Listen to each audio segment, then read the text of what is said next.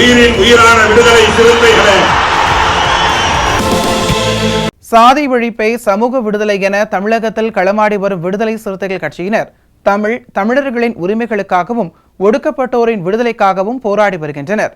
இன்றைய களத்தில் சிறுத்தைகள் நிகழ்ச்சியில் கட்சி தலைவரும் எழுத்து தமிழரின் நிகழ்ச்சிகள் மட்டுமின்றி எழுத்து தமிழரின் ஆணைக்கு இணங்க களத்தில் சிறுத்தைகள் பங்கேற்ற நிகழ்ச்சிகள் அனைத்தையும் இப்போது பார்க்கலாம்.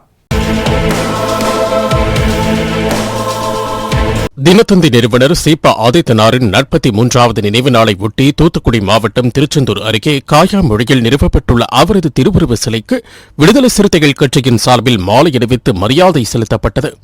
இளஞ்சிறுத்தைகள் எழுச்சி பாசறையின் மாவட்ட அமைப்பாளர் விடுதலை செடியின் தலைமையில் நடைபெற்ற இந்நிகழ்வில் முற்போக்கு மாணவர் கழக மாவட்ட அமைப்பாளர் ரகுவரன், மகளிர் விடுதலை இயக்கத்தின் மாவட்ட துணைச் செயலாளர் ஷர்மி, காயல்பட்டணம் நகர செயலாளர் அம்பேத், சமூக நல்லிணக்க பேரவையின் மாவட்ட துணை அமைப்பாளர் இளந்தளிர் முத்து, இளஞ்சிறுத்தைகள் எழுச்சி பாசறையின் திருச்செந்தூர் தொகுதி அமைப்பாளர் லட்சுமணன், ஒன்றிய அமைப்பாளர் முத்துராமன், ஒன்றிய துணை அமைப்பாளர்கள் சுந்தரபாண்டி, பழநீசன், உடன்குடி ஒன்றிய துணை அமைப்பாளர் தளவாடி முத்து, செருந்திரு பேரரை நகர அமைப்பாளர் முருகப்பெருமாள், கிறிஸ்தவ சமூக நீதி பேரவையின் திருச்செந்தூர் ஒன்றிய துணை அமைப்பாளர் பிரவீன், விவசாய தொழிலாளர் விடுதலை இயக்கத்தின் ஆழ்வார் திருநகிரி ஒன்றிய அமைப்பாளர் ராமகிருஷ்ணன், திருச்செந்தூர் ஒன்றிய தொண்டரணி அமைப்பாளர் சுந்தர், செல்வராஜபுரம் முகாம் பொறுப்பாளர் ராஜா உள்ளிட்ட ஏராளமானோர் கலந்து கொண்டனர்.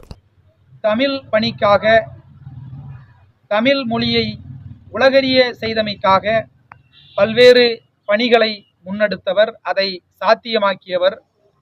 ஒரு காலத்தில் உயர்தட்டு மக்கள் மட்டுமே, படித்தவர்கள் மட்டுமே பத்திரிகை படிக்க முடியும் என்கிற நிலை இருந்தபோது பாமர மக்களும் வாசிக்கக்கூடிய எளிய உரைநடை அளவிலே தினத்தந்தி இதழை கொண்டு வந்து சாதாரண ஏழை எளிய மக்களும் கிராமவாசிகளும் தினந்தோறும் பத்திரிகை வாசிக்க வேண்டும் என்கிற வாய்ப்பை உருவாக்கி தந்தவர், ஆர்வமூட்டியவர். அவர் உருவாக்கிய அந்த தினத்தந்தி குழுமத்தின் வாயிலாக பல்வேறு ஏழை எளிய சாதாரண அடித்தட்டு மக்களுக்கு வேலை வாய்ப்பை வழங்கியவர். அவருடைய வழியில் அவருடைய குமாரர்கள் டாக்டர் சிவந்தி ஆதித்தனார் அவர்கள், ஐயா ராமச்சந்திர ஆதித்தனார் அவர்கள் இருவருமே உருவாக்கிய கல்வி நிறுவனங்கள், திருச்செந்தூரில் இயங்கி வருகிற ஆதித்தனார் கல்லூரி நிறுவனங்கள், ஒரு பல்கலைக்கழகத்திற்கு இணையான கல்வி நிறுவனங்கள் மாணவர்களுக்காக உருவாக்கப்பட்டு தலைமுறையாக சிறப்பாக இயங்கி வருவதை நாம் அறிவோம். இந்த திருச்செந்தூர் சுற்றுவட்டார பகுதி மாணவர்கள் அனைவரும் பயில்வதற்கான கல்வி நிறுவனங்களை உருவாக்கி தந்தவர்.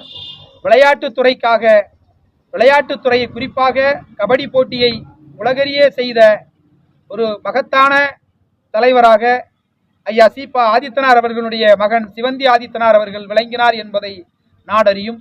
ஒலிம்பிக் சங்கத்தினுடைய வாழ்நாள் தலைவராக இருந்து பணியாற்றியவர். விளையாட்டுத்துறையில் தமிழகத்தை ஒரு முன்மாதிரியான இடத்திற்கு கொண்டு வந்தவர்.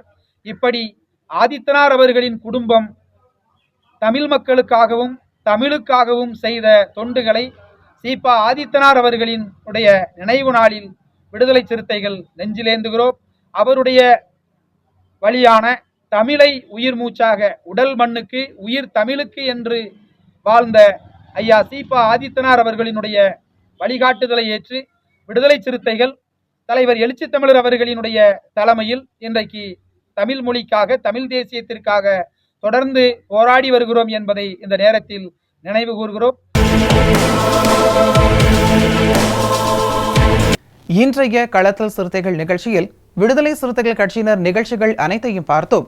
நாளையும் இதே போன்று சிறுத்தைகளின் பாய்ச்சலை களத்தில் காண்போம். வணக்கம்.